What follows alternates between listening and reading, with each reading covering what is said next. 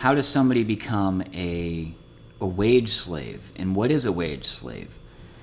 So my definition of a wage slave is someone who essentially is shackled to a job that takes away all of their time freedom, and they're shackled to it because they have financial responsibilities. So this could be, and is in most cases, debt, high interest debt like credit cards and vehicles and other stuff. A lot of different liabilities that they're shackled to. So boats, cars, ATVs, random crap that you don't need, subscription services, a high cost of living. All of this stuff forces you to have to come up with thousands of dollars a month to pay to cover all the expenses on all these things. And even if you were to get rid of all your liabilities and the stupid spending that we all have done at one point or another, you still have to come up with thousands of dollars just to pay for your rent or for your house. And the cost of that stuff just keeps going up and up and up.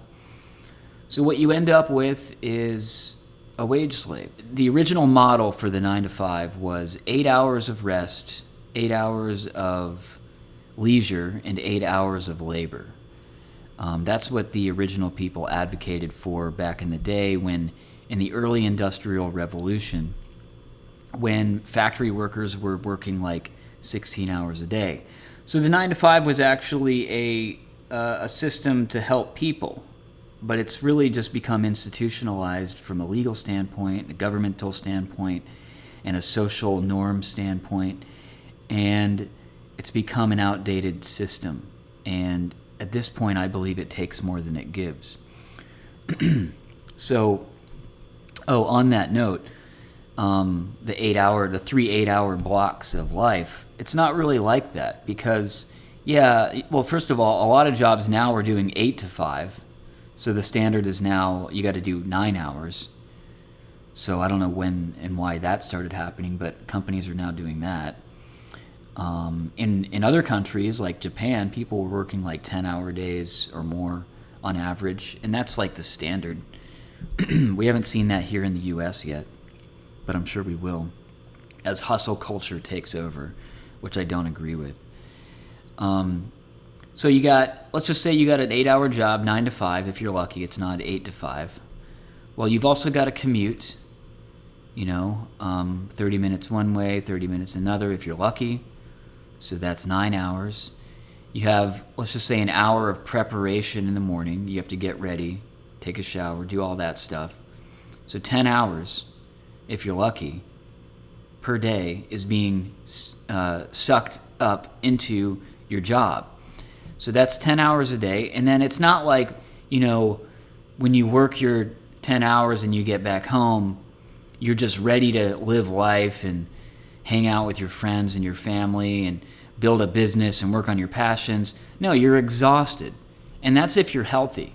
If you're someone with an illness, a chronic illness, a disability or something like that, you're not only exhausted, you're completely exhausted. People don't realize this. So by the time you get home every day, if you're healthy and you're lucky, you've wasted all of your time and all of your energy and all of your passion working so that you can pay bills to exist, to wake up and work again. Well, what is that? A wage slave. So how do people get into wage slavery other than being, born into this system? You can make it a lot. First of all, you can get out of this. You can get ahead and you can get out of it. And that's why I have made these videos and other stuff. But how do you get further into wage slavery and guarantee that you'll never get out of it? Well, debt traps. So credit cards, student loans, those like payment plan things you can get at appliance stores and Home Depot and stuff like that. personal loans on that were not strategically used for buying assets. What else? Mortgages on homes that are way more than you need. And also, starter homes nowadays are like $500,000. So, I get it. But a lot of people are still buying way too much home. And they're accepting the prices that people are putting out there, and they're paying it. And that's going to come back to bite them long term, because that's a trap that you can't just get out of very quickly, a bad home purchase. What else? Vehicle loans, loan payments, lease payments. Some people are spending $1,000 a month on payments. And when you add insurance and gas and maintenance and all of that on top of it, they're paying a mortgage for a stupid car that doesn't do anything. So debt. I was looking at my credit cards the other day, wondering what the interest rates were. And the credit card I have that I pay off every month, by the way, unless I'm being stupid, the interest rate is 29%. That's a lot of money. Ask yourself, what investments could you make right now that would pay you 29%? Probably not many. The average in the stock market is 8%, something like that.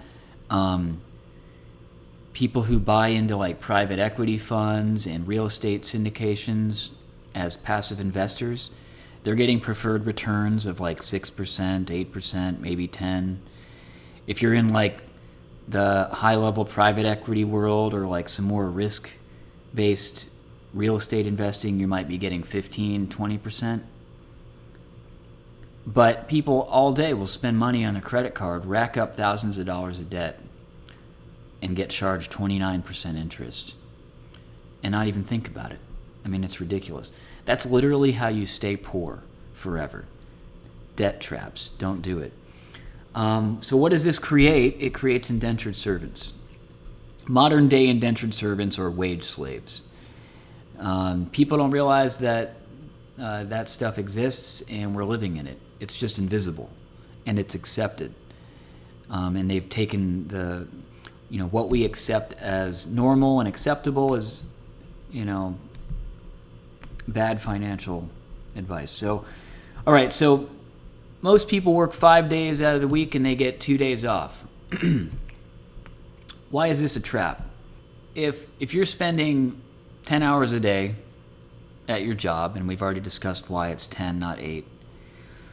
So 10 hours a day, 50 hours a week, you're exhausted at the end of the weekday, and then you get the weekend that comes around, and you got Saturday and Sunday. So I don't know about you, but most people on Sunday are basically just dreading going back to work on Monday. So you really only have half a day. And then Saturday, you also have maybe part of the evening on Friday evening after work, but you're probably exhausted and you just want to rest, and that's completely acceptable. Maybe so you have Saturday, the one day that you can sleep in, or maybe Saturday and Sunday you can sleep in. So on one of the days that you can sleep in, you either have to get up early and do all of your chores and all the stuff that you don't have time to do on Monday through Friday, or you have to actually take the time to rest and try to maybe squeeze it in on Sunday or one of the weekdays. So you either end up with not enough rest, but all your things get done, or you have deferred maintenance, so the stuff that you're supposed to do doesn't get done, but you get to rest. So you have just enough time to think about things and strategize and maybe try to get ahead on something, and then it's all over and you have to go back to work. So what you end up with is this time constraint where you don't have enough time to actually get ahead. Because let's just say that you wanted to start a side business and do all this and do that, which is really hard, by the way, you're going to have to find out a way. Let's just say you want to build a business and you want to get enough money from that business to like override your current income job money, and then also override your expenses. So you have maybe 2 hours a night on a weekday if you can muster up the energy, and then you have one full day on the weekend if you're resting one day. So you have like 6 to 8 hours between Saturday and Sunday, and then maybe a couple hours in the evening. And that's if you're healthy, and if you don't have health issues, and if you don't have all kinds of family responsibilities and social responsibilities and other stuff, like most people, by the way. So there's really no time to get ahead. There's no time to get ahead. There's no time to build a business. So, but if you had 3 days off, well, then maybe you could rest, you could get your chores done, and you'd have enough time to actually sit down and strategize. But, they don't want you doing that. They can't have the people thinking too much. Otherwise, maybe they would see the matrix that they're living in and they would change it. So, can't have that. Okay, so let's talk about measurement standards. So right now, we have a time-based measurement standard for most jobs. So you either get paid, even if you don't get paid by the hour, but you have a salary, there's still an expectation to show up and sit in a seat for 8 hours, 40 hours a week. But that's not how things really get done. If you were a hunter-gatherer or even just like a farmer person, and you said, well, I sat in the woods today for 8 hours, or I stood on my farm and just looked at it or moved things around for 8 hours. Well, but did anything get done? So nowhere in the natural world do we have this time-based measurement standard where it's like, well, I was there for 40 hours, so I get X reward. But you didn't do anything, number one, or what if you did 3 times the work that you usually do? What if you were the person in the office who does all the work and everyone else does 20% of their job? You don't get any more money for that, and you probably get resentment, actually. And the boss will probably shut that down because they'll think that you're trying to take the wheel from them or something, or shine and take away whatever credit they want. That's just how people work. I'm not saying it's good or bad. That's just what I've seen. So, but if you had a performance-based metric, then you wouldn't necessarily need to spend 8 hours at a job. A lot of jobs, not all of them, but many of them, especially office jobs, especially technology jobs, can be done in far less than 8 hours a day. Like my job right now, I work as an analyst, and I could easily do my job in 4 hours a day, easily. But I have to be there for 8 hours. It's stupid. It doesn't make any sense at all. So what ends up happening, if you have a bunch of people who can easily get their job done in 4 hours, but they're asked to sit there for 8 hours, you end up with people slow rolling their work and becoming demoralized and taking their time. And actually, this entire system disincentivizes production and productivity. It disincentivizes excellence, and it demoralizes everybody, which is why I said it's an outdated system that now takes more than it gives. But if we had a performance-based system, well, then rather than sitting there for 8 hours, your job would be, okay, here are the expectations of what you should be able to produce in 4 hours. your job is now 4 hours. And if you can't get it done, then maybe you need to be there longer or something. I don't know. But I would say that most people, if their boss came to them and said, look, I think you can do your job that you currently do right now in 4 hours instead of 8. And if you prove to me that you're able to do that, well, then I'll let you work 4 hours from now on and get the same pay. That would make perfect sense. Whether or not something like that will ever happen, I don't really know. Another thing is that a lot of jobs nowadays, not all of them, but many, probably most, can be done remotely. So, why do all the people live in the expensive cities where you can't afford anything? Well, because that's where all the jobs are. But if you said, look, you can do your job remotely. You can do it from anywhere. Well, now you're going to start having people pushed out of the cities. Now they can buy a house 2 hours outside of the city where they can actually afford it and actually pay it off in a reasonable amount of time. And all of a sudden, everyone would have more money. They would have more time. They'd be able to live their lives. They'd be able to follow their passions and express themselves in all the ways that they want to. Art, music, creation. And this would be a beautiful thing. So we have to find a way to develop a better system. If you're an employee right now, push for not a time-based measurement system. Ask your boss if it's possible to start experimenting with different workplace scenarios.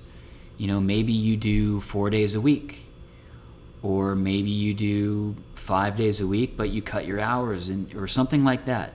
This isn't going to work everywhere. It's not going to work in government organizations. It's not going to work in big corporations, big organizations.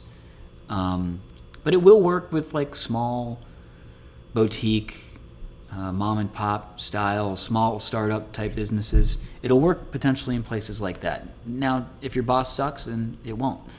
But if they actually like you and they actually want their people to succeed and they actually have an interest in you beyond what you can do for them financially, then they'll be open to it. And if you're an employer or want to be an employer one day or a manager, you should be open to these ideas. Because, if your people are going to be way more motivated if they know that you're willing to let them explore some of these alternative workplace scenarios or working options, if you let them do that.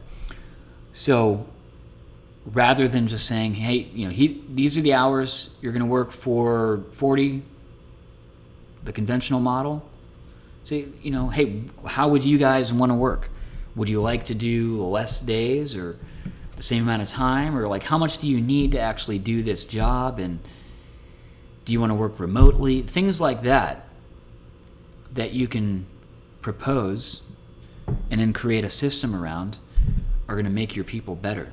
And not only that, this is just the right thing to do in general.